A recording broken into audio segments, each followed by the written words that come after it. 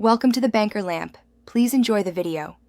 You'll start by confirming two prerequisites and then open Excel to begin enabling data analysis. First, make sure you're on Excel 2016, 2019, or Microsoft 365, and that you have administrator access if corporate settings apply.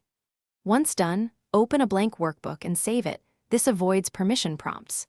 Next, go to File, Options. I want you to act now and click Add-ins. This begins the process, because the data analysis tool is delivered as an add-in that you must load. Once you're in add-ins, continue by selecting Manage. Excel add-ins at the bottom, then hit Go.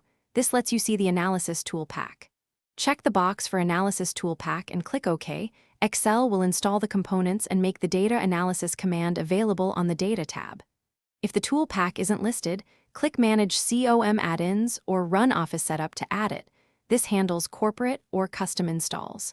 Make sure to restart Excel if prompted, because the ribbon updates only after a restart.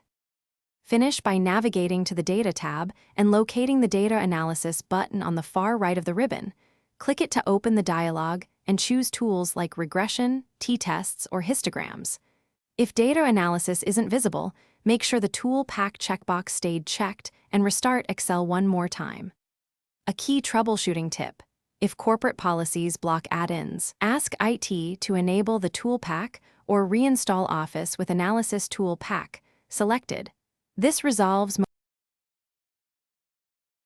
Thanks for watching. If this was helpful, leave a like and consider subscribing. See you next time.